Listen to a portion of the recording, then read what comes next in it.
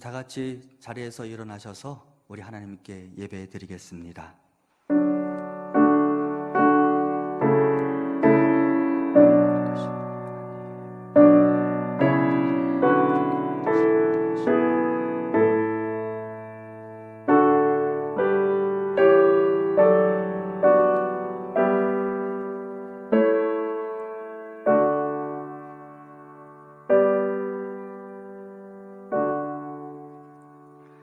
거룩하신 하나님, 온 세상을 창조하시고 온 세상을 지탱하고 계시는 여호와 하나님, 이 땅에 미약한 우리가 전능하신 하나님을 바라보고 의지하며 이 시간 하나님을 예배합니다. 우리의 찬송과 경배를 받으시고 이 땅의 주의 자녀들에게 아버지 얼굴을 보여주시고 그 빛으로부터 오는 영광을 경험하게 하옵소서. 이 시간 우리의 예배 자리 가운데 임재하여 주시옵소서. 예수님 이름으로 기원하옵나이다. 아멘. 나는 전능하신 아버지 하나님, 천지의 창조주를 믿습니다. 나는 그의 유일하신 아들 우리 주 예수 그리스도를 믿습니다. 그는 성령으로 잉태되어 동정녀 마리아에게서 나시고 본디오 빌라도에게 고난을 받아 십자가에 못 박혀 죽으시고 장사된 지 사흘 만에 죽은 자 가운데서 다시 살아나셨으며 하늘에 오르시어 전능하신 아버지 하나님 우편에 앉아 계시다가 거기로부터 살아있는 자와 죽은 자를 심판하러 오십니다. 나는 성령을 믿으며 거룩한 공교회와 성도의 교제와 죄를 용서받는 것과 몸의 부활과 영생을 믿습니다. 아멘.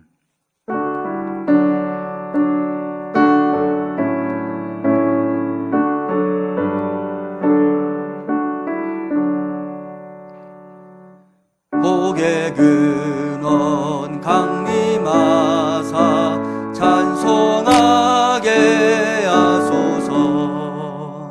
한량 없이 자비하심 증량할 길 없도다.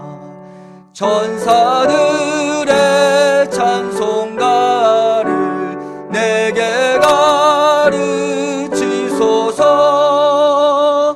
구속하신 그 사랑을 항상 찬송합니다.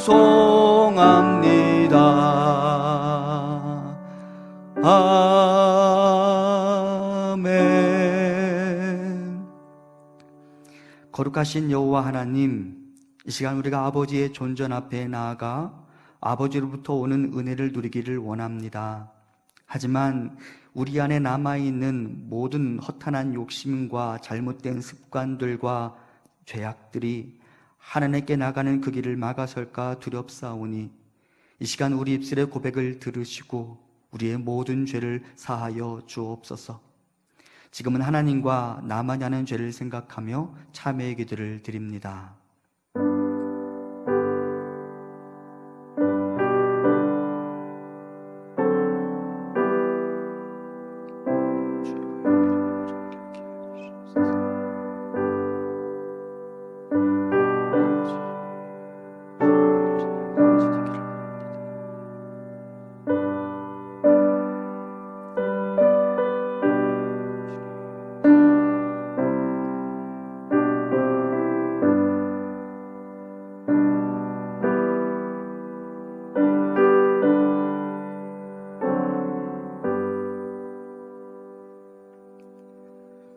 그러므로 이제 그리스도 예수 안에 있는 자에게는 결코 정죄함이 없나니 이는 그리스도 예수 안에 있는 생명의 성령의 법이 죄와 사망의 법에서 너를 해방하였습니다.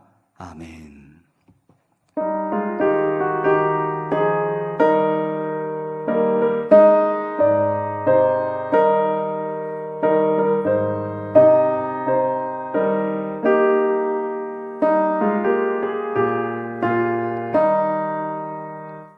기도하는 이 시간 주께 무릎 꿇고 우리 구세주 앞에 다 나아가네.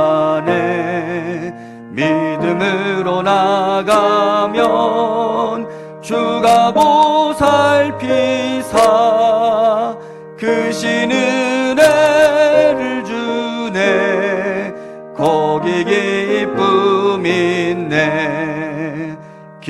기도 시간에 복을 주시네.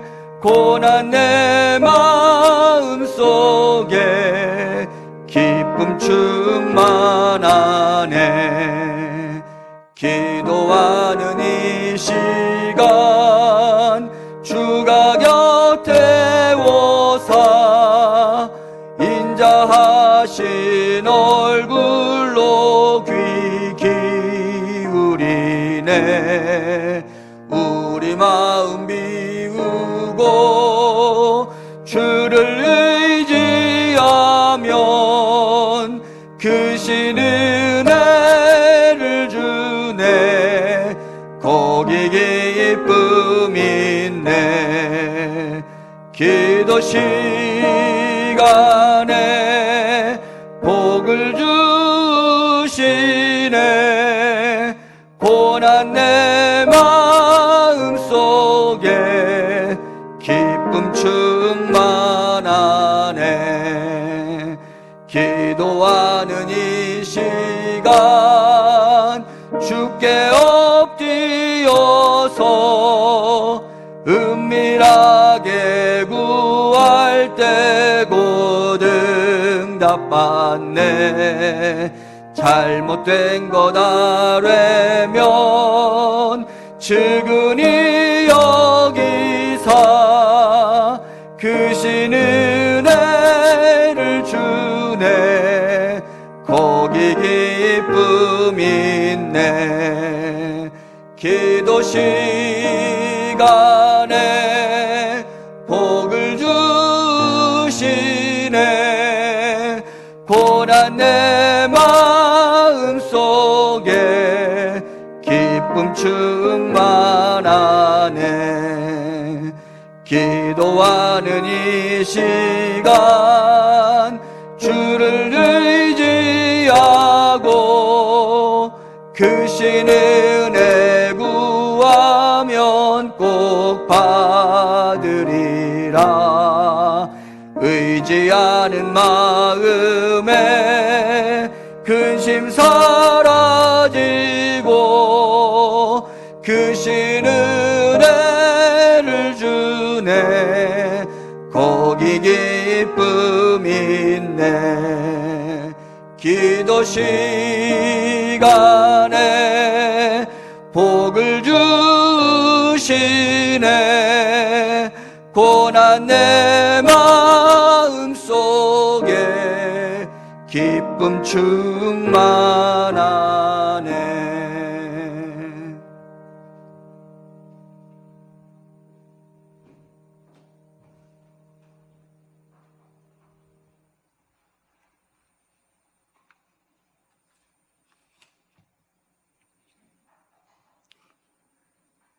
사랑하는 아버지 하나님, 우리 구주 예수 그리스도를 믿으면 구원하시는 은혜 베푸심에 감사를 드립니다. 이 시간 우리 가운데 성령 하나님 임하시어 이 진리 앞에 우리의 존재를 깨닫게 하시고 아버지 하나님의 위대하시고 신묘막측하심을 찬양하며 예배드리게 하옵소서. 우리는 흙으로 시작하여 흙으로 돌아갈 인생이나 생기를 넣으사 생명이 되게 하시고 영생을 얻게 하심을 기뻐합니다. 오늘도 우리에게 역사하시는 성령 하나님 말씀을 통하여 전 만물을 통하여 이 땅에서 살아가는 우리들의 모습이 우리 구주 예수 그리스도를 믿어 구원받는 자의 마땅한 삶을 살아갈 수 있도록 인도하옵소서. 전염병과 자연재해와 폭력과 폭동의 소식이 끊임없이 경종으로 우리에게 들립니다. 부의 편중과 돈에 의해 형성된 무자비한 인생의 가치관들로 장래 일에 대한 아버지 하나님의 계획을 묻지도 못하고 찾지도 못하는 인생들을 불쌍히 여기시어 우리 구주를 믿는 인생들에게 베푸신 놀라운 은혜에 맞는 삶을 살 수 있도록 인도하옵소서. 거룩함과 존귀함을 잊지 않게 도와주시옵소서. 우리 구주 예수 그리스도를 진정으로 믿지 못하는 악에서 구하여 주시옵소서. 우리에게 일용할 양식과 감사함으로 일할 일터와 건강을 허락하여 주시옵소서. 질병과 아픔 속에 있는 자녀들을 치유하시며 기쁨이 넘치게 하옵소서. 이 땅에 공의와 정의가 흘러넘치게 하시며 주의 종들이 말씀과 성령 앞에 겸손히 순종하며 살게 하옵소서. 아버지 하나님의 사신과 역사하심을 이웃과 세계 만민이 알게 허락하여 주시옵소서. 우리 구주 예수 그리스도 이름으로 기도합니다. 아멘.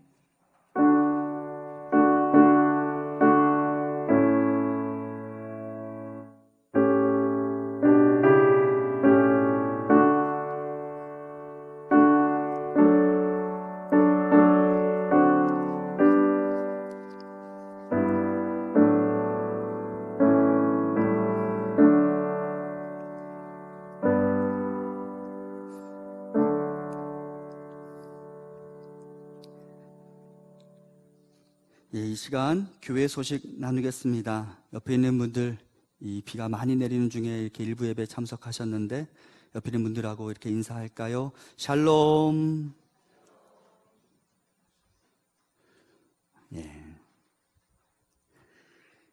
교회 소식 나누겠습니다. 예배와 관련된 안내들은 여러분 주보를 참고해 주시고요. 일부 예배 후에 목양실에서 잠깐 임시 당회를 갖겠습니다. 한 가지 안건만 다룰 테니까 장로님들 참여해 주시기 바랍니다. 와우 성경 공부에 대해서 여러분께 안내해 드립니다. 이번 주 수요일부터 이제 교회 홈페이지와 유튜브에 업로드 될 예정이고요. 여러모로 우리 교역자들과 함께 논의해 본 결과 원래 제가 이 영상을 30분짜리 정도로 생각을 했는데 30분 일방적으로 지켜보는 데 있어서 조금 지루함을 느낄 수 있겠다라는 판단이 들어서요. 30분짜리 영상을 2개로 나누어서 아침과 오후에 업로드를 따로따로 할 예정입니다.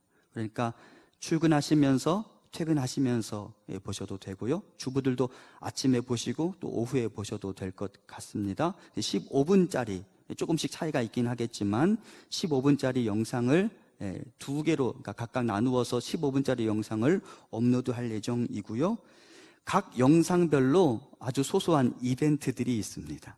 참여해 주시는 분에 따라 작은 선물들 드리는 소소한 이벤트들이 있으니까 여러분들 적극적으로 좀 참여하시고 영상도 좀 보시면서 성경 공부에 같이 동참해 주시면 좋겠습니다. 우리 박정민 목사님하고 김영성 전사님이 잘 준비를 하고 있습니다. 제가 지금 원고도 좀 보고 그리고 첫 번째 촬영한 결과물도 지금 계속 확인하고 피드백을 주고받고 있는데 아마 너무 지루하지 않으면서도 또 우리가 사무엘상이라는 성경을 읽어가는데 도움을 받을 만한 그런 시간이 될 것 같습니다. 수요일 날 와우라는 예배, 온라인 성경 공부가 진행되는 것 기억하시고 적극적으로 참여해 주시기 바랍니다. 다른 내용들은 주보를 참고하시면 되겠습니다. 이제 하나님 말씀 보겠습니다. 하나님께서 오늘 우리에게 주시는 말씀은 사무엘상 23장 24절부터 29절까지 말씀입니다.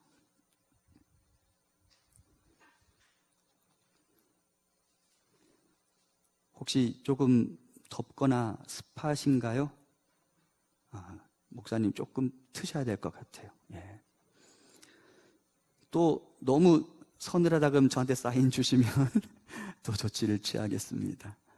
하나님 말씀 사무엘상 23장 24절부터 29절까지의 말씀을 제가 봉독합니다.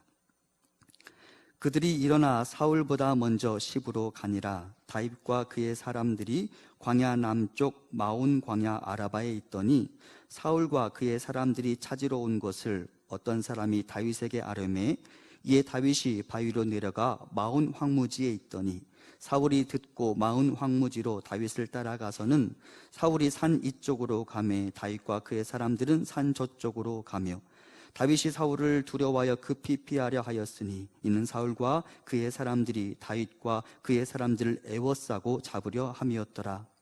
전령이 사울에게 와서 이르되 급히 오소서 블레셋 사람들이 땅을 침노하나이다. 이에 사울이 다윗 뒤쪽 길을 그치고 돌아와 블레셋 사람들을 치러 갔으므로 그곳을 셀라 하마느 곳이라 칭하니라. 다윗이 거기서 올라가서 엔게디 요새에 머무니라. 아멘. 사울을 피하여 도망 다니다가 헤렛 수풀에 머물고 있던 다윗에게 안타까운 소식이 들려왔습니다. 놉 땅의 제사장 아히멜렉이 다윗의 도피를 도와주었다는 이유로 사울 왕이 놉 땅을 찾아가서 그 땅의 제사장 85명과 성읍의 노예와 어린 아이와 심지어 가축에 이르기까지 그 도시의 모든 생명체들을 다 몰살시켰다는 소식, 그것을 듣게 됩니다. 다윗이 아히멜렉에게 거짓말을 하지 않고 사실은 제가 사울 왕으로부터 쫓김을 당하고 있습니다 라고 말하고 아히멜렉이 다윗을 도와줄지 말지를 스스로 결정하게 해 주었다면 어떤 일이 일어났을까 생각해 보게 되는 지점인 것 같습니다. 그리고 다윗은 자기 자신 때문에 놉 땅에 그런 큰 희생이 뒤따랐다라는 생각을 하고서 낙심하며 이렇게 고백합니다. 22장 22절입니다. 내 아버지 집의 모든 사람은 죽은 것이 나의 탓이로다.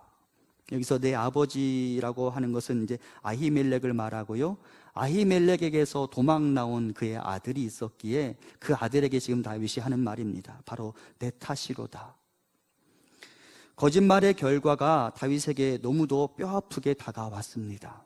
하지만 놀랍게도 하나님은 그런 다윗을 긍휼히 여기시고 그를 돕는 조력자를 보내셨습니다. 방금 말씀드렸던 아비아달이라는 제사장이고요. 이 아비아달이 놉 땅에서 다윗에게로 도망을 나오면서 무엇을 가지고 나오느냐? 제사장의 의복인 에봇을 가지고 나옵니다. 제사장의 의복 이 에봇 안에는 무엇이 부착되어 있느냐? 우림과 둠밈이라는 하나님의 뜻을 물을 수 있는 돌멩이가 부착되어 있습니다. 제사장들은 이스라엘 백성들을 위한 하나님의 뜻이 무엇인지 물을 때 그 우림과 둠밈을 가지고 하나님의 yes 혹은 no를 묻곤 했는데 다윗에게 지금까지 그것이 없었어요. 그런데 이번에 아비아달이 다윗에게로 도망을 나오면서 그 에봇을 가지고 도망을 나와서 이때부터 다윗은 본격적으로 철저하게 하나님의 yes 혹은 no를 묻는 사람으로 변화되게 됩니다.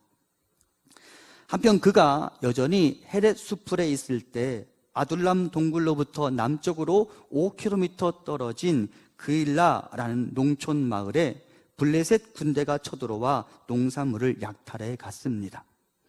그리고 이스라엘 백성들의 괴로움의 소리가 들려오고요. 다윗이 자기도 도망자 신세인 주제에 그 그일라 땅에 일어난 소식을 듣고 안타까워하며 하나님께 묻게 됩니다. 하나님, 제가 가서 저 그일라를 구원할까요? 저 블레셋 군대와 더불어 싸워볼까요? 라고 묻습니다. 그리고 하나님은 2번씩이나 정확하게 그일라로 내려가라 라고 말씀해 주십니다. 그리고 다윗은 내려가려 하는데 그때 다윗과 함께 있었던 사람들이 다윗을 막아섭니다. 아마도 다윗이 그일라를 돕기 위하여 내려가는 그 여정에 대해서 사울이 군대의 움직임을 눈치채게 되면 다윗의 일행이 위험한 상황에 처해질 것 같아서 다윗을 막아서려 했던 것 같습니다. 그럼에도 불구하고 다윗은 자신의 동족들의 아픔의 소리를 외면할 수 없었고 그들을 돕지 않으면 안 되겠다라는 마음의 선한 본능이 작동되기 시작했습니다. 결국 이 일로 인하여 다윗은 자신의 위치를 사울에게 들키게 됩니다. 다름 아니라 참 안타깝게도 다윗이 그일라 주민들을 도와줬잖아요. 그런데 그 그일라 주민들이 사울에게 다윗의 위치를 가르쳐 줍니다. 왜 그랬을까요? 이 그일라 주민들이 아마 놉 땅에 있었던 피바람의 소식을 들었을 것입니다. 놉 땅의 아히멜렉이 다윗을 도와주었다는 이유로 그 마을 자체가 황폐화되었다는 소식을 그일라 사람들도 알게 되었을 것입니다. 그리고 이번에 만일 그일라 주민들이 사울 왕에게 다윗의 위치를 보고하지 않는다면 자기들도 위험에 처하게 되리라 생각했겠죠. 그리고 그일라 주민들이 사울 왕에게 다윗이 지금 여기 있습니다 라고 밀고 하게 됩니다. 이때도 다윗이 어떤 낌새를 챘는지 하나님께 묻습니다. 하나님, 혹시나 그일라 주민들이 내 위치를 밀고 하지는 않을까요? 라고 묻고요. 그때 하나님께서 그렇다 라고 말씀해 주심과 동시에 다윗과 함께하고 있던 그 일행들이 신속하게 그일라를 구원한 다음에 신속하게 그 도시를 빠져나가게 됩니다. 그리고 이 여정의 결과가 이렇게 기록되어 있습니다. 사무엘상 23장 14절 말씀입니다. 다윗이 광야의 요새에도 있었고 또 광야 산골에도 머물렀으므로 사울이 매일 찾되 하나님이 그를 그의 손에 넘기지 아니하시니라. 사울은 다윗을 잡기 위하여 모든 백성을 그의 군사로 모으고서 다윗을 체포하려 했지만 결국 그 일에 실패하게 됩니다. 제가 이 부분에서 조금 주목하고 싶은 부분이 있었습니다. 과연 이스라엘의 왕은 누구인가? 라는 생각을 해보게 되었습니다. 여러분 곰곰이 생각해 보십시오. 그일라가 위기에 처해 있을 때 그 그일라 주민들을 구원하기 위하여 맨 먼저 달려가야 했던 사람은 누구입니까? 사울 아닙니까? 그런데 사울은 그 그일라 주민들의 그 힘겨워하는 소리는 외면하고서 자신의 백성이라고 말할 수 있는 놉 땅의 사람들을 다 제거했을 뿐만 아니라 이번에는 그의 모든 군대를 거느리고 자신의 백성들과 함께 있는 다윗을 추격하고 있습니다. 다윗을 제거하기 위하여 자신의 모든 힘을 기울이고 있습니다. 왕이라고 하는데 왕이 자기 백성들을 구원하기는커녕 자기 백성들을 살해하기 위해 모든 노력을 기울이고 있으니 그를 어찌 왕이라고 말할 수 있겠습니까? 사울은 왕의 자리에 그렇게 집착했지만 사실상 왕이 되기를 포기한 사람처럼 보입니다. 결국은 도망자 신세인 다윗이 그일라 주민들을 구원하고 말았죠.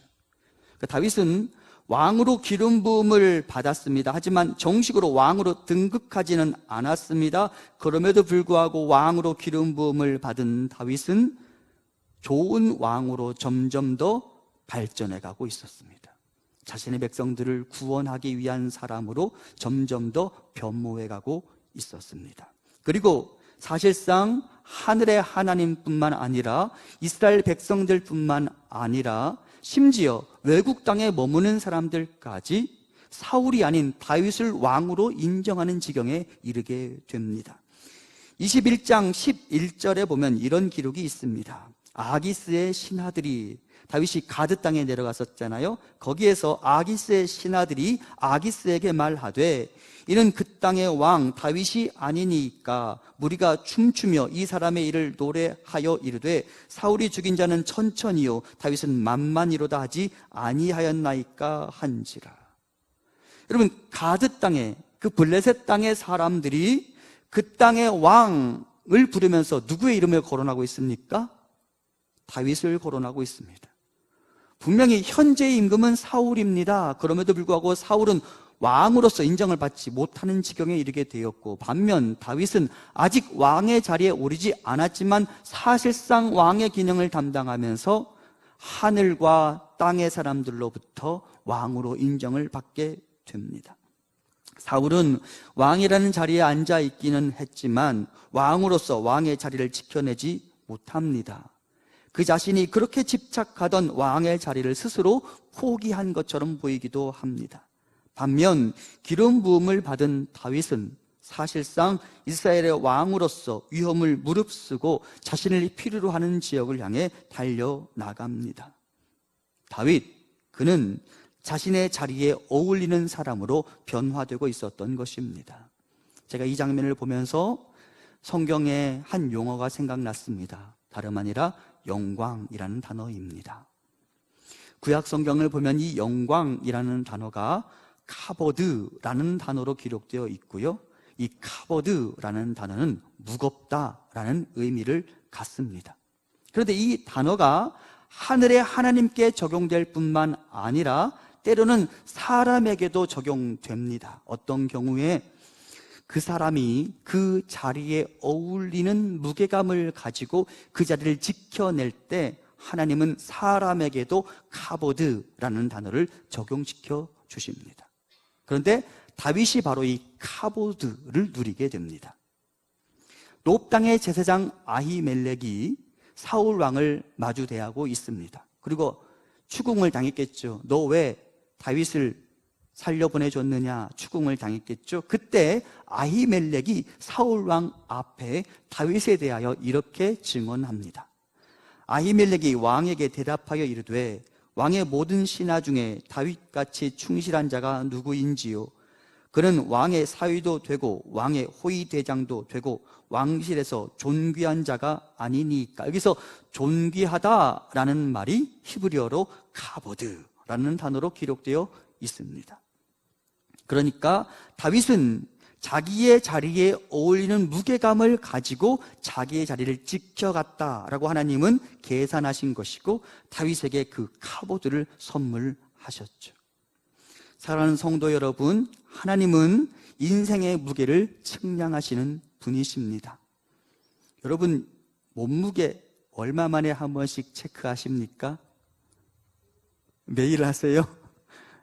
그 집의 남편도 매일 체크하십니까? 예. 우리가 몸무게를 요즘 분들은 아마 그래도 거의 일주일에 한 번 정도 이상씩은 다 몸무게를 체크하실 것 같은데, 우리가 우리의 몸의 무게를 이렇게 점검하고 체크하는 것처럼 사실은 우리 영혼의 무게도 늘 체크하며 살아가야 합니다. 하나님이 그것을 셈하시거든요. 유명한 말이 있죠. 하나님께서 바벨론 왕 벨사살에게 주신 그런 환상 중에 있던 메시지가 있죠. 뭐예요? 메네 메네 데켈 우 바르신. 셈하고 셈하여 보고 저울질하여 부족함이 발견되었으니 내가 너의 나라를 두 동강 내리라 라고 하나님이 말씀하셨죠. 그리고 실제 여러분, 이 일이 있은 이후로 나라가 두 동강이 나고 말았습니다. 하나님은 벨사살 왕의 삶을 계산하시고 그의 인생의 무게를 측량하셨습니다. 그리고 벨사살뿐만 아니라 하나님께서는 모든 사람에 대하여 그 영혼의 무게를 측량하십니다. 하나님은 우리가 우리의 삶의 자리에 합당한 무게를 가지고 있다면 그에게는 영광을 주시고, 부족함이 보인다면 그에게는 심판을 내리십니다. 이와 같은 관점에서 볼 때 당시의 사울은 그 부분에 있어서 영적 체중 미달이었고, 다윗은 자신의 자리에 합당한 무게를 가지고 있었으며, 그래서 하나님은 다윗에게 영광을 선물하셨습니다. 사울은 왕으로서 왕의 자리를 지켜내는 일에 실패했습니다. 한없이 가벼운 사람이 되고 말았습니다. 반면 다윗은 무거운 사람으로 변화되고 있었고 임금다운 임금이 되어가고 있었습니다. 이와 마찬가지로 각 사람에게는 그 사람의 지위와 신분에 어울리는 영광이 필요합니다. 사울은 왕으로서 그 영광을 가지고 있어야 했는데 그 무게를 유지하는 일에 실패했습니다. 그리고 대표적으로 구약 성경에서 그들이 가지고 있어야 할 그 무게를 유지하지 못해 영광을 잃어버린 사람들이 있는데 다름 아니라 엘리 제사장의 두 아들들입니다. 엘리 당대의 제사장이고 그 두 아들 또한 대를 이어 제사장으로서의 사명을 감당하고 있었습니다. 그런데 이들이 그야말로 망나니였습니다. 그리고 아버지는 이들에게 교훈과 훈계를 주었지만 이 두 아들들은 아버지의 경고를 무시하고 노골적으로 아버지의 교훈에 반대되는 길을 걸어가게 됩니다. 그리고 그 결과가 어떻게 되었는지 아십니까? 사무엘상 4장 21절과 22절입니다. 이르기를 영광이 이스라엘에서 떠났다 하고 아이 이름을 이가봇이라 하였으니 하나님의 괴가 빼앗겼고 그의 시아버지와 남편이 죽었기 때문이며, 또 이르기를 하나님의 괴를 빼앗겼으므로 영광이 이스라엘에서 떠났다 하였더라. 이 엘리의 두 아들들의 이름이 홈니와 비느하스인데요, 홈니와 비느하스가 전쟁에 나갔다가 전사하게 되고요, 이 비느하스의 아내가 임신 중이었기 때문에 아이를 낳게 됩니다. 그런데 하나님께서 이 비느하스의 아들의 이름을 뭐라고 지으라고 하시느냐? 이가봇이라고 지으라고 하십니다. 이가봇. 아까 제가 영광이 카보드라고 그랬잖아요, 그죠? 이 가봇이 바로 카보드인데요, 가봇이 사라진 거예요. 이가봇. 가봇이 떠난 거예요. 영광이 떠난 거예요. 하나님의 영광이 엘리 가문에서 떠났고요, 심지어 법궤마저 잃어버리게 됩니다. 하나님의 영광이 떠난 거예요. 어디에서부터 그것이 왔어요? 홈리와 비나스가 제사장으로서의 무게를 지탱하지 못하고 한없이 가벼운 인생이 되자 하나님의 영광이 그들에게서 떠나간 것이죠. 이와 마찬가지로 하나님께서는 이 시대의 성도들에게서도 그 영광을 보기를 원하십니다. 그 자리에 합당한 무게를 가지고 살아가는 성도를 보기를 원하십니다. 베드로전서 5장 1절 이하입니다. 너희 중 장로들에게 권하노니 나는 함께 장로된 자요 그리스도의 고난의 증인이요 나타날 영광에 참여할 자니라.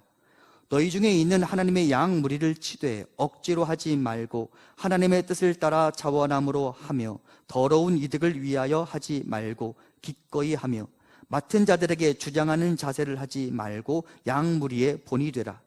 그리하면 목자장이 나타나실 때에 시들지 아니하는 영광의 관을 얻으리라.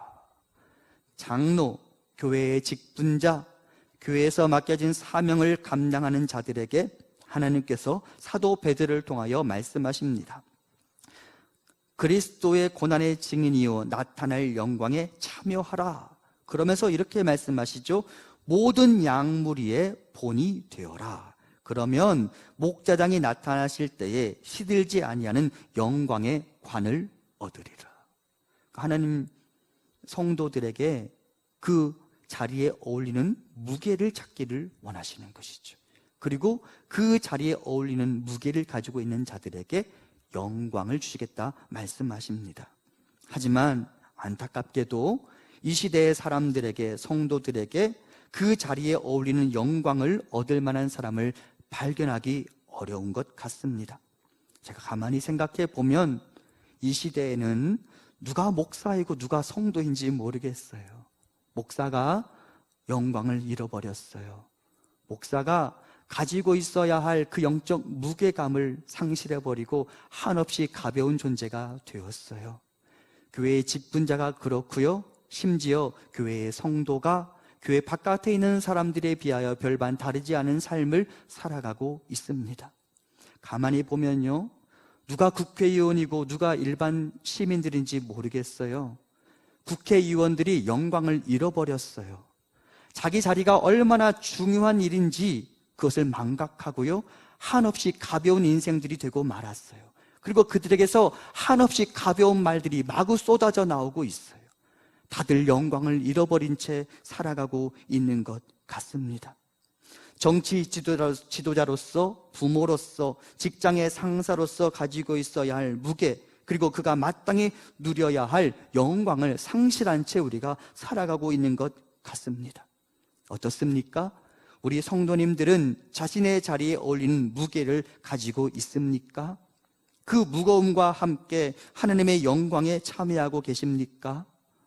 왕이지만 왕일 수 없었던 사울이 아닌 왕으로 기름 부음을 받고 그 자리에 합당한 삶을 위하여 자신의 생을 내어 던졌던 다윗의 길을 걸어가는 저와 우리 성도님들 되시기를 간절히 소망합니다. 그리고 그 자리에 어울리는 그 무게를 인정받아 하나님의 영광을 선물 받을 수 있으면 좋겠습니다. 여러분 스스로 여러분의 이 몸무게를 체크하시는 것처럼 내 영의 무게 또 측량해 보시고 내 인생의 무게도 측량해 보시고 나는 나의 수준에 어울리는 중량을 가지고 살아가고 있는지, 아니면 아침 안개처럼 입김처럼 후 하면 날아가 버리고 마는 가벼운 인생을 살고 있지는 않은지 돌아보며 살아가는 우리가 되기를 소망합니다. 한편 다윗은 도간에 든 쥐와 같은 상황 속에서 하나님의 도우심으로 그 그일라를 빠져나왔고요, 이제 더 불어난 자신의 수하 600명의 사람들과 함께 도망을 가다가 이번에는 10황무지라는 곳에 이르게 됩니다. 그런데 이번에도 10사람들이 사울에게 다윗의 위치를 고발합니다. 그리고 사울이 군대를 이끌고 다시 그 10황무지에 나타나게 되고요, 다윗이 그것을 아마 목격했을 거예요. 그리고 그가 이렇게 기도합니다. 시편 54편 1절과 3절입니다. 제가 시제부터 읽을게요. 다윗의 마스길, 인도자를 따라 현악에 맞춘 노래, 10사람이 사울에게 이르러 말하기를 다윗이 우리가 있는 곳에 숨지 아니하였나이까 하던 때에 하나님이여 주의 이름으로 나를 구원하시고 주의 힘으로 나를 변호하소서. 낯선 자들이 일어나 나를 치고 포악한 자들이 나의 생명을 수색하며 하나님을 자기 앞에 두지 아니하였음이니이다. 다윗이 사울의 군대가 다시 자신을 추적해 오는 것을 보면서 하나님을 자기 앞에 두지 않은 사람들이 나의 생명을 수색하고 있습니다. 하나님, 나를 구원하시고 주의 힘으로 나를 변호하여 주시옵소서라고 기도드립니다. 그리고 이번에도 하나님은 다윗의 기도에 반응해 주십니다. 여기 참 멋진 장면이 나옵니다. 제가 드라마를 보는 것 같았어요. 사무엘상 23장 27절과 28절입니다. 전령이 사울에게 와서 이르되 급히 오소서, 블레셋 사람들이 땅을 침노하나이다. 이에 사울이 다윗 뒤쫓기를 그치고 돌아와 블레셋 사람을 치러 갔으므로 그것을 셀라 하마누곳이라 칭하니라.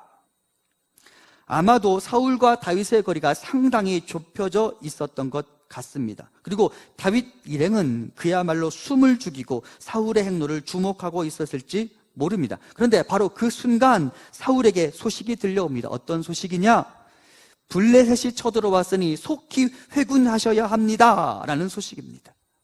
지금 사울은 자신의 군대를 이끌고 다윗을 추격하고 있고 이미 10사람들이 다윗의 위치를 가르쳐 주었기 때문에 조금만 있으면 다윗을 잡을 수 있다고 생각했을지 모릅니다. 그런데 그때 그 순간 아주 절묘한 타이밍에 다윗에게 소식이 들려왔어요. 블레셋 군대가 쳐들어왔습니다. 빨리 회군하셔야 합니다. 그리고 이번에는 다윗이 예전에 그일라 때와 똑같이 반응할 수가 없었어요. 그 소리를 무시할 수가 없었어요. 아마도 그일라 때의 일로 민심을 잃었는지도 몰라요. 그리고 그가 이번에는 블레셋 군대와 맞서 싸우기 위해 군대를 회군시키게 됩니다. 여러분, 그리고 그때 사울이 회군하고 다윗이 그 사울을 보면서 또 다른 피난처로 옮겨가게 되었고, 그 역사적인 사건이 일어나는 곳에 대해서 성경이 뭐라고 말하냐면 셀라 하마느곳이라고 말합니다. 이 셀라 하마느곳이라는 말이 미끄러짐의 장소입니다. 두 군대가 미끄러지듯 스쳐 지나간 것입니다. 사울은 다윗을 못 봤을지 모르지만 다윗은 사울을 보았을 수 있습니다.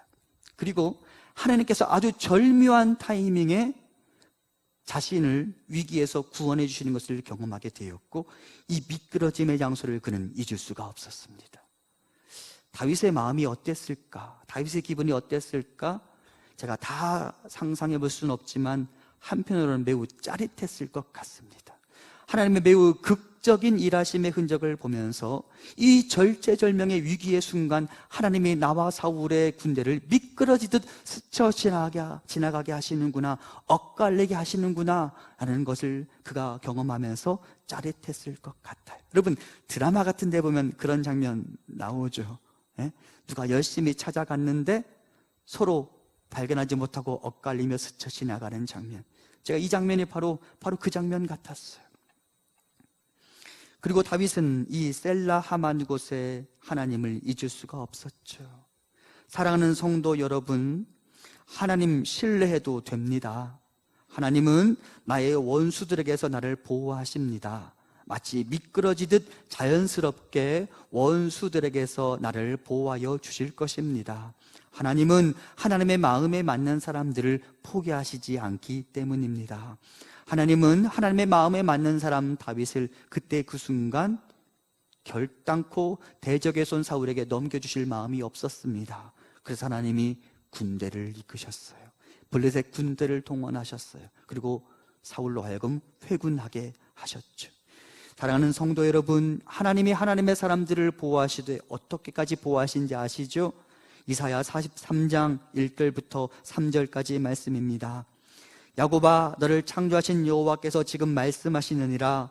이스라엘아, 너를 지으신 이가 말씀하시느니라. 너는 두려워하지 말라. 내가 너를 구속하였고 내가 너를 지명하여 불렀나니 너는 내 것이라. 내가 물 가운데로 지날 때에 내가 너와 함께할 것이라. 강을 건널 때에 물이 너를 침몰하지 못할 것이며 내가 불 가운데로 지날 때에 타지도 아니할 것이요 불꽃이 너를 사르지도 못하리니 대전하는 여호와 내 하나님이요 이스라엘의 거룩한 이요 내 구원자임이라. 아멘. 사실은 이 말씀 보면서 하나님이 이렇게 약속하셨는데 제가 제 입으로 아멘이라고 말하는 게 쉽지만은 않았습니다. 하나님께서 분명히 내가 강을 건널 때에 물이 너를 침몰하지 못할 것이며 내가 불 가운데로 지날 때에 타지도 않을 것이다 라고 말씀하셨는데 지금의 우리 상황이 그렇지 않은 것 같아서 제가 이 말씀에 아멘 하는 것이 사실은 쉽지 않았습니다. 최근에 뉴스들을 보면서 전남 동부 지역에 물이 왕창 쏟아졌는데 제가 다 아는 동네였어요. 제가 아는 동네가 다 잠겼어요. 집이 물에 완전히 잠겨버렸어요. 제가 가본 동네거든요. 제가 차를 몰고 다니던 동네거든요. 다 잠겨버렸어요. 그런데 이 구절을 읽고서 제가 아멘 하는 것이 쉽지 않았어요. 하지만 제가 마음을 바꾸어 먹었습니다. 하나님, 현재 우리의 상황이 이렇게 어렵고 힘들지만 하나님이 이렇게 약속하셨으니 저는 이렇게 되리라고 믿고 기도할 것입니다라고 제 마음의 태도가 바뀌었어요. 사랑하는 성도 여러분, 당장에는 내 삶에 셀라 하만 곳에 은혜가 없을 수도 있습니다. 하지만 약속하신 분이 하나님이시니 우리는 그 하나님을 믿고 이렇게 되리라고 믿고 간구하며 기도하실 수 있기를 소망합니다. 이 땅의 지금의 어려움이 그치고 이 땅의 지금의 통곡의 소리가 그치고 하나님께서 이 땅을 긍휼히 여겨주시도록 우리가 기도해야겠다는 생각이 들었습니다. 그렇게 기도하시죠. 하나님께서 우리를 셀라 하만 곳처럼 지켜주시도록. 성경을 보면 하나님은 하나님의 사람들을 그렇게 지켜내시더라고요. 우리가 얼마 전에 아달랴라는 유다의 여왕 아닌 여왕에 대해서 말씀을 나누었는데 그 아달랴가 자신의 그 도성 안에 있는 다윗의 후손들을 다 제거하려 애를 썼어요. 자신의 아들이 아하시아인데 아하시아의 후손들을 다 찾아내서 다 몰살시키기 위하여 애를 쓰고 또 애를 썼어요. 하지만 여러분, 아달랴가 그렇게 애를 쓰고 애를 썼지만 그 도성 안에 있는 어린 꼬맹이 하나를 제거할 수 없었어요. 성경은 이렇게 기록되어 있습니다. 열왕기하 11장 1절부터 3절까지입니다. 아하시아의 어머니 아달랴가 그의 아들이 죽는 것을 보고 일어나 왕의 자손을 모두 멸절하였으나 요람 왕의 딸 아하시아의 누이 여호세바가 아하시아의 아들 요아스를 왕자들이 죽임을 당하는 중에서 빼내어 그와 그의 유모를 침실에 숨겨 아달랴를 피하여 죽임을 당하지 아니하게 한지라. 요아스가 그와 함께 여호와의 성전에 6년을 숨어 있는 동안에 아달랴가 나라를 다스렸더라. 아달랴가 아하시아의 후손들이라면 다 찾아내서 죽이려 했어요. 그런데 하나님이 셀라 하만 곳 하셨어요. 그래서 요아스라는 어린 꼬맹이를 숨겨주셨어요. 그리고 여러분, 매우 역설적이게도 그 요아스가 어느 도시에서 자랐어요? 예루살렘에서 자랐어요. 아달랴가 왕으로 통치하고 있는 그 예루살렘에서 요아스가 자라났어요. 성전에 숨어 있었어요. 하나님이 다윗의 후손을 셀라하마누고 다신 거예요. 미끄러지게 하셨어요. 아달랴로부터. 하나님은 자신의 아들 예수 그리스도를 그렇게 보호하셨습니다. 헤롯에 의해 이루어진 베들레헴 유아 학살 사건이 일어날 무렵 하나님은 천사를 보내셔서 이렇게 조치하셨습니다. 마태복음 2장 13절입니다. 그들이 떠난 후에 주의 사자가 요셉에게 현몽하여 이르되 헤롯이 아기를 찾아 죽이려 하니 일어나 아기와 그의 어머니를 데리고 애굽으로 피하여 내가 내게 이르기까지 거기 있으라 하시니. 동방박사 세 사람이 떠난 다음에 하나님께서 주의 사자를 보내셔서 요셉에게 말씀하셨습니다. 헤롯이 베들레헴 안에 있는 아기들을 찾아 죽이려고 하니까 너는 아내와 함께 그 아기를 데리고 애굽에 피하여 있으라. 그리고 때가 되면 내가 너희를 다시 이곳으로 돌아오게 하겠다. 그리고 실제 예수님은 그의 부모님들과 함께 애굽에 도피해 있었어요. 그리고 헤롯으로부터 안전하게 보호받을 수 있었죠. 하나님이 아기 예수님을 셀라하만 곳 하셨습니다. 다윗의 후손 왕이신 예수 그리스도를 셀라하마누 곧 하셨습니다. 사랑하는 성도 여러분, 하나님은 하나님의 사람들을 지켜내십니다. 헤롯 임금으로부터, 바로로부터, 사탄으로부터, 나를 쫓아다니는 사울로부터, 그리고 바로 그 하나님께서 우리 성도님들을 셀라하마누 것과 같이 지켜주실 것입니다. 하나님을 같이 신뢰합시다. 그리고 그렇게 되도록 간구합시다. 하나님, 우리와 이 땅의 사람들을 지켜주시옵소서. 하지만 제가 말씀을 준비하면서 또 이런 의문이 들었습니다. 하나님이 누군가를 지키신다고 할 때, 하나님이 하나님의 사람들을 지키신다고 할 때 때로는 그 지키심의 내용이 좀 달라질 수도 있겠다라는 생각이 들었습니다. 하나님은 하나님의 사람들을 지키십니다. 그런데 순교자가 나타납니다. 그렇죠? 스데반이 죽었고요, 수많은 믿음의 사람들이 순교했습니다. 분명히 하나님이 하나님의 사람들을 지키신다고 말하는데 왜 순교자가 나타나는 것일까요?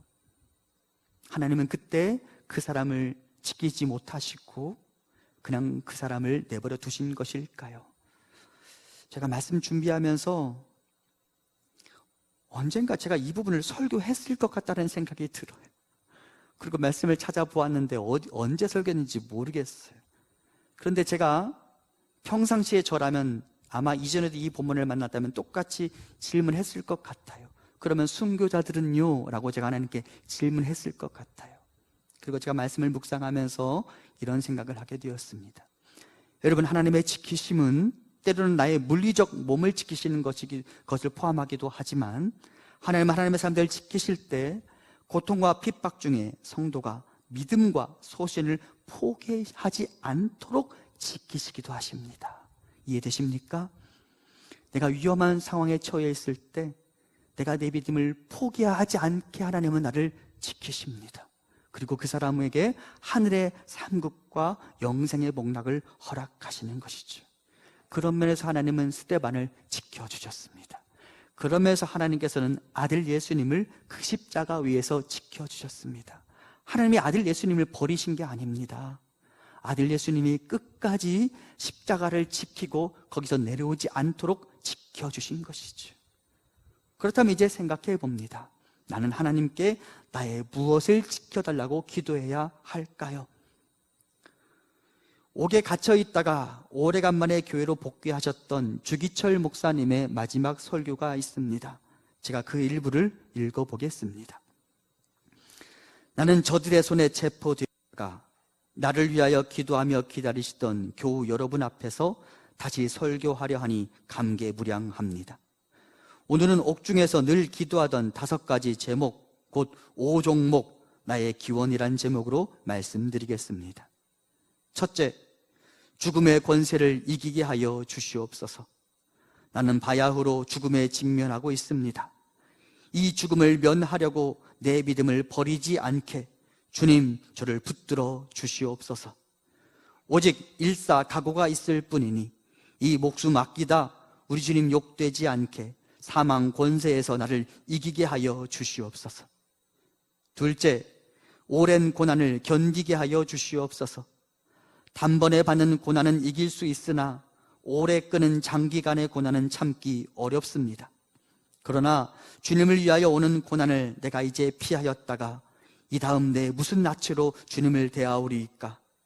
처음에는 우리가 십자가를 지지만 나중에는 주님의 십자가가 우리를 지어줍니다. 셋째, 노모와 처자를 내 주님께 부탁합니다. 나에게는 이른이 넘는 어머니와 병든 아내와 아들 넷이 있습니다. 이 몸이 매맞아 상할 때 어머니 가슴이 얼마나 아프시겠습니까? 나는 남편으로서의 책임을 다하지 못했고 어린 자식 떼어두고 가는 마음이 괴롭습니다. 늙으신 어머님과 병든 아내를, 어린 자식들과 살아가는 양떼를 주님께 부탁합니다.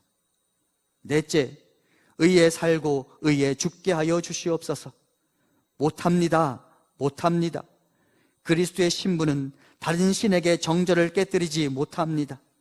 이 몸이 어려서 주 안에서 자랐고 주 앞에 헌신하기로 약속하였습니다. 그리스도와의 사랑을 끊을 수 없으니 오직 의에 살고 의에 죽게 하시옵소서. 다섯째, 내 영혼을 주님께 부탁합니다. 오 주님 예수여, 내 영혼을 주님께 부탁합니다. 옥중에서든 사형장에서든 내 목숨 끊어질 때 내 영혼을 주님께 부탁하나이다. 아멘. 주기철 목사님은 자신의 남겨진 가족들을 지켜달라고 기도드렸을 뿐만 아니라 어떤 상황 속에서도 자신의 믿음을 지켜주시도록 기도드립니다. 조금 다른 의미의 두 가지 지켜주심을 위해 기도하고 있습니다. 한편으로는 남겨질 내 가족들의 육체적인 이 몸과 그들의 삶의 자리를 지켜주시도록, 마치 다윗을 하나님께서 보호하셨던 것처럼 나의 가족들을 셀라 하만 곳으로 지켜주시옵소서 기도드립니다. 하지만 자기 자신에 대해서는 어떻게 기도합니까? 내가 이 고난과 이 핍박 속에서 내가 내 믿음을 변절하지 않도록 장기간의 고난을 견디어내면서 내 믿음을 잃지 않도록 나를 지켜주시옵소서라고 기도드리고 있습니다. 그리고 저는 지금의 우리에게도 이런 기도가 필요하다라고 생각이 듭니다. 우리의 믿음을 흔드는 일들이 너무도 많은 세상 속에서, 우리를 유혹하는 것들로 가득 찬 이 세상 속에서 우리가 믿음을 포기하지 않게 해달라고 기도해야 되는 것 아닐까요? 우리의 믿음을 지켜주시도록 기도해야 되는 것 아닐까요? 그리고 또한 하나님께서 다윗을 지켜주셨던 것처럼 나를 나의 대적들과 온갖 위협으로부터 지켜주시도록 기도해야 하는 것 아닐까요? 이제 생각해 봅니다. 지금의 나는 무엇을 지켜달라고 기도해야 할까요? 우리 성도님들의 삶의 자리를 가만히 보면 다윗처럼 내 삶의 자리를 지켜주시옵소서, 나의 직장과 나의 사업장과 나의 가정과 우리 자녀들의 일상의 삶의 자리를 지켜주시옵소서라고 기도해야 하는 것 같습니다. 맞습니다. 우리 그렇게 간절히 기도하시죠. 이게 비가 많이 오는 것을 보면서, 교회를 바라보면서 우리 교회를 지켜주시옵소서 간절히 기도드리시죠. 하지만 한편으로는 내 육체에 나의 일상의 삶의 자리를 하나님께서 지켜주실 뿐만 아니라 내가 내 믿음을 잃지 않도록, 이 험한 세상 속에서 내가 내 믿음을 잘 간직할 수 있도록 기도 드리실 수 있기를 소망합니다. 말씀을 준비하면서 다니엘이 생각났습니다. 다니엘은 아마도 이 두 가지 기도를 다 드렸을 것 같습니다.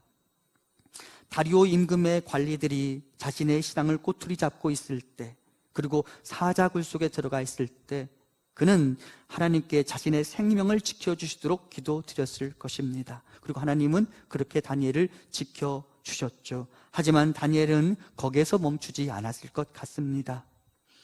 다니엘이 아마 그렇게 기도했을 거예요. 제 친구들이 그랬던 것처럼 그리 아니하실지라도 나는 아버지를 버리지 않게 하옵소서, 아버지를 믿는 믿음을 포기하지 않게 하옵소서. 그 친구들이 누구예요? 사드락과 메삭과 아벳느고, 이 세 사람도 신앙의 절개를 지키다가 풀무불 속에 들어가게 됩니다. 그때 느부갓네살이 회유하죠. 이제 그만 포기하라고. 하지만 그들이 당당하게 이렇게 이야기합니다. 하나님이 우리를 지키실 것이라고. 그 다음이 중요합니다. 그리 아니하실지라도 나는 내 믿음을, 우리는 우리 믿음을 포기하지 않을 것입니다. 다니엘도 똑같이 기도하고 사자굴 속에 들어갔을 거예요. 그리고 지금 우리가 그렇게 기도해야 되는 것 같습니다. 하나님께서 나의 삶의 자리를 지켜주시도록 기도하고요, 어떤 상황 속에서도 내 믿음이 약해지지 아니하고 내 영혼의 무게가 한없이 가벼워지지 아니하고 마땅히 지켜야 할 자리를 지키며 하나님의 영광에 참여하는 그 믿음의 사람이 될 수 있게 해달라고 기도하고, 하나님의 셀라 하만 곳을 경험하는 저와 우리 성도님들과 우리 교회가 되기를 간절히 소망합니다. 우리 같이 찬양하겠습니다.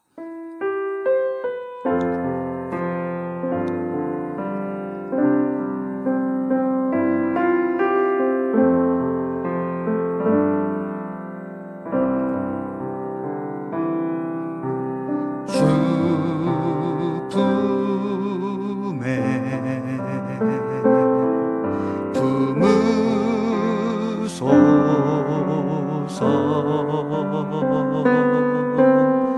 능력에 발로 덮으소서. 거친 파도 날 향해 와도 주와 함께 날아오르리. 폭풍 가운데 나의 영혼 잠잠하게 주를 보리라. 주님 안에, 주님 안에 나 거하리.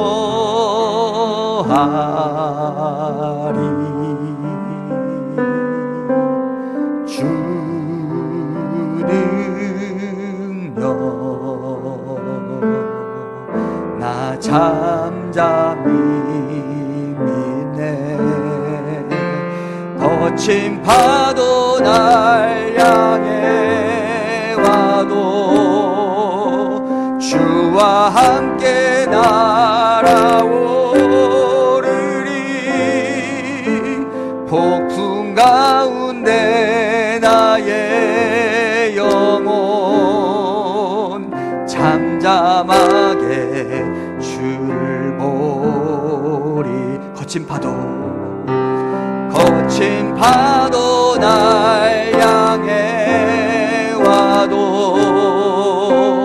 주와 함께 날아오르리. 폭풍 가운데 나의 영혼 잠잠하게 주를 보리라. 이 시간 우리 함께 기도하겠습니다. 하나님, 나를 지키시고 우리 가정을 지키시고 우리 교회를 지키시고 이 나라를 지켜주시옵소서.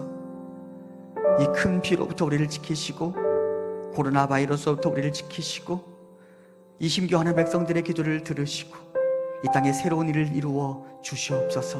우리 함께 기도하겠습니다. 하나님, 이 땅을 지켜주시옵소서.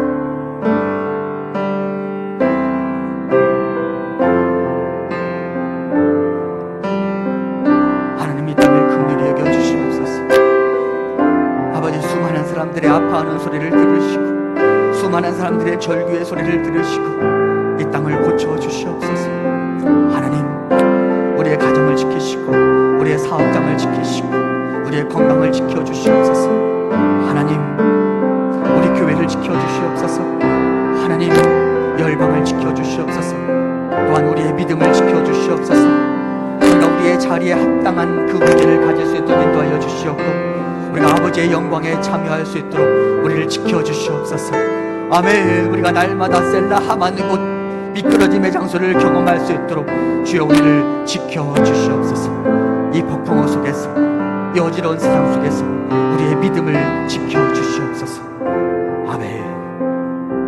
아멘. 하나님, 우리가 우리의 삶의 자리에서 셀라 하마는 곳 미끄러짐의 장소를 경험할 수 있도록 인도하여 주시옵소서.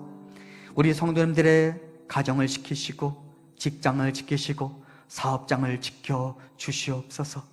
우리의 육신의 건강을 지키시고 더불어 우리의 영혼의 건강을 지켜 주셔서 우리가 우리의 자리에 어울리는 그 영적 무게감을 가지고 아버지의 영광에 동참할 수 있도록 인도하옵소서. 우리가 믿음을 굳건하게 지켜낼 수 있도록 인도하옵소서. 하나님, 이 나라를 지켜주시옵소서. 수많은 사람들의 절규를 들으시고 아버지를 향한 간구의 소리를 들으시고 이 땅을 긍휼히 여기시며 이 땅에 아버지의 새로운 일을 이루어 주시옵소서. 예수님 이름으로 기도합니다. 아멘. 이제 하나님께 예물 드리겠습니다.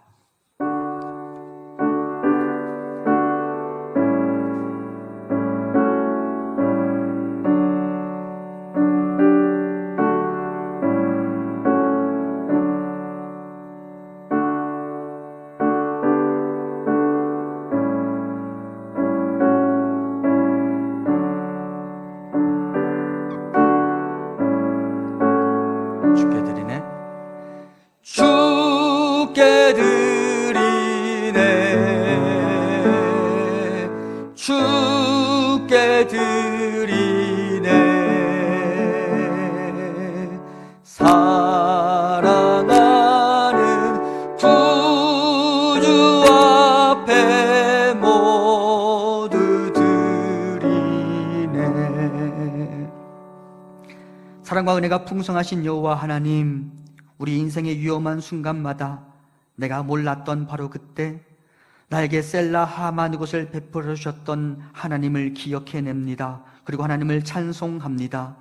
여호와 하나님, 그리고 지금 이 땅 우리에게 바로 셀라 하만 곳의 은혜가 필요합니다. 여호와 하나님, 우리를 우리의 대적으로부터 벗어나게 하시고 우리를 미혹하고 우리의 믿음을 흔드는 것들로부터 우리의 믿음을 지켜 주시옵소서.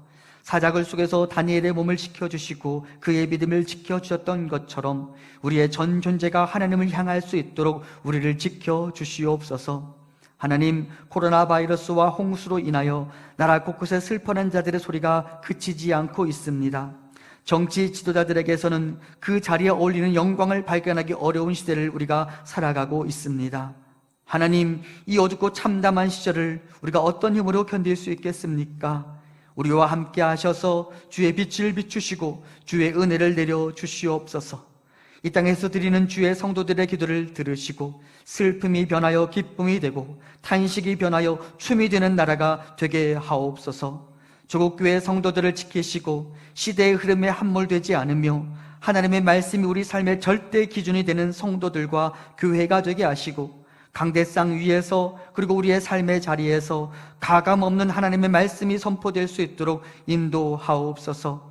하나님, 이 시간 우리 인생의 도움이시며 피난처가 되시는 하나님을 찬송하며 우리가 하나님께 예물을 드립니다.